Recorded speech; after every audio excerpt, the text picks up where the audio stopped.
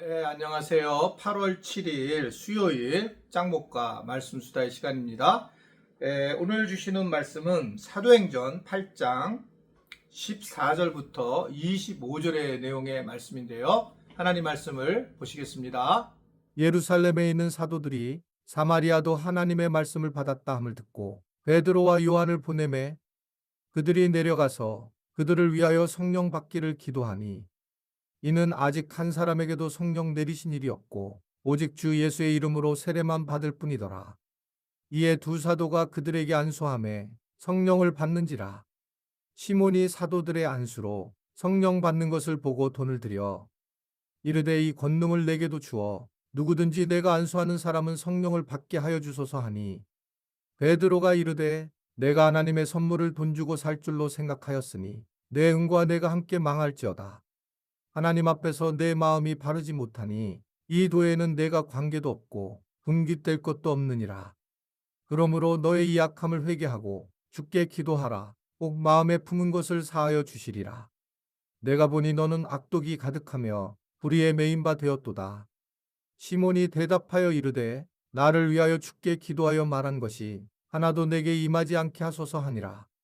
두 사도가 주의 말씀을 증언하여 말한 후 예루살렘으로 돌아갈새 사마리아인의 여러 마을에서 복음을 전하니라. 이제 예루살렘에 있는 사도들이 사마리아에도 하나님 말씀을 받았다라는 이야기를 들으면서 베드로와 요한을 파송하게 돼요. 그래서 이제 그들이 그 사마리아로 내려가서 성령 받기를 위해서 기도를 합니다. 아직 성령이 내리신 일이 없었는데, 거기서 오신 일이 없었는데, 이들이 이제 안수를 하면서 성령이 임재를 하게 되었고, 그러면서 이제 놀라운 일들이 일어났다라는 겁니다. 안수를 하고 성령이 임재를 했다. 이제 안수라고 하는 자체가 실제로 굉장히 영적인 그러한 힘을 가지고 있다라고 보여지고요. 그래서 그 안수라고 하는 것은 결국 축복하는 일이고, 그리고 또한 내가 간절히 원하는 부분으로 어떻게 보면 중보적인 그러한 기도의 가장 큰 부분이 아닌가라는 생각을 하게 됩니다. 손과 머리가 이렇게 맞대게 되고, 그리고 마음이 맞대게 되고, 하나님을 향한 간절한 부르짖음이 결국 이 안수로 나타나서 결국은 이러한 은혜를 받게 되고 성령을 경험하게 됐다라고 하는 것을 말씀하고 있어요. 저도 이제 담임 목사로서 안수를 하고 기도할 때가 많이 있고, 가능한 제가 공적인 기도를 할 때는 꼭 안수를 하고 기도를 합니다. 그것은 그 사람에게 함께하고 있다라고 하는 것을 드러내고, 또 이 외적인 그러한 모습을 통해서 성령께서 함께 하실 수 있다라고 하는 것을 성경이 이야기를 하고 있기 때문에 그래요. 때로는 제가 안수를 할 때에 성경적인 마음으로 하게 되고, 제 자신은 늘 부족하고 연약하지만 하나님께서 이 일을 하시면 좋겠다라는 생각으로 이제 하게 됩니다. 이러한 안수로 인해서 성령이 임재를 하게 되고, 자, 이거를 갖다가 그 당시에 결국 시몬이 그 모습을 보게 됩니다. 그러면서 이제 돈을 주면서 내가 안수하는 사람으로 성령을 받게 해달라고 그렇게 이야기를 하게 돼요. 자, 모든 것을 이제 돈으로 처리를 하는 그런 모습을 시몬을 통해서 뵙게 됩니다. 어떻게 보면 이 시몬이 사실은 이런 또 영적 세계를 몰라서 그렇지 그가 아주 나쁜 사람은 아니다라고 보여집니다.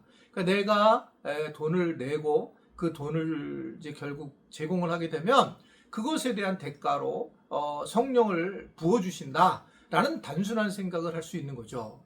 여러분, 세상 사람들은 돈을 정말 정확하게 사용하는 그런 모습을 보일 때에 건강하다고 생각하죠.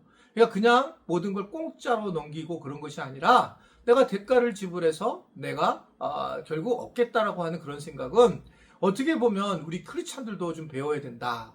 크리스찬들은 이제 플로잉이라는 그런 문화가 있어요.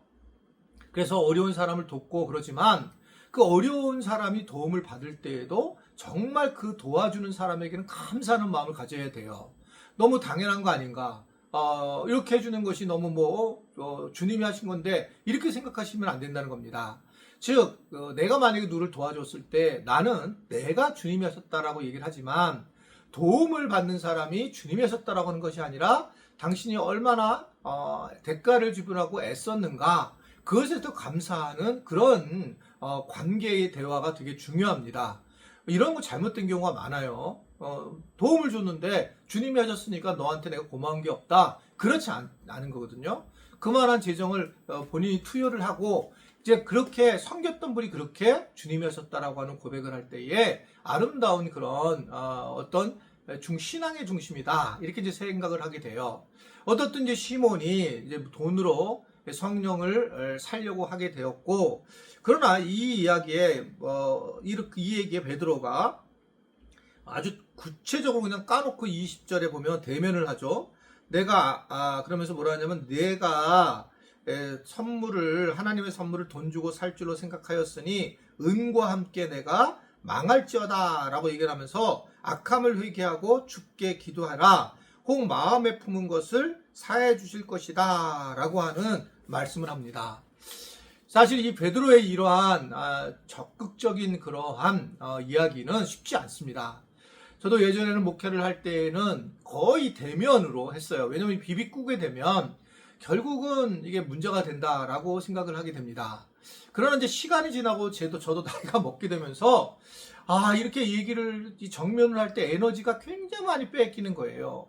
부부사랑학교 때도 예전에는 정면 승부를 많이 했는데, 이거를 하게 되면 이제 거기서 막 이겨내야 되는 그런 많은 것들이 있잖아요. 쉽지 않아요. 그런데 얼마 전에 한번 제가 그런 경험을 했습니다. 1년 전부터 이 사람이 아마 이렇게 했을 텐데 라고 생각을 하고, 또 예전부터 이렇게 쭉 하던 것들을 제가 이렇게 이야기를 사실 알고 있으면서 모른 채 하고, 그 시간을 가게 되니까 자꾸 마음이 멀어지는 겁니다. 제가 이제 말할 기회가 돼서 한 번은 정면으로 얘기를 했어요, 이분한테. 그랬더니 왜 나에 대한 얘기를 왜 이렇게 저렇게 얘기하고 다니냐, 그 이야기가 나한테 들어온다. 근데 그러니까 그분이 변화되는 걸 보게 되었습니다. 진짜 모르는구나. 나에 대해서 나쁜 말이라든지 잘못된 말, 잘못된 정보를 줬을 때 나한테 이야기가 들어오는 걸 모르는구나 걸 알게 됐습니다. 그런데 제가 그 얘기를 했을 때 받아들임으로써 그분이 지금은 너무나 우리 교회에서 사역을 잘하고 성실한 그런 분이 되어 있습니다. 때로는 이러한 직접적인 이야기를 들을 때가 있어요. 네가 그걸 망하게 될 거다, 사도들에게.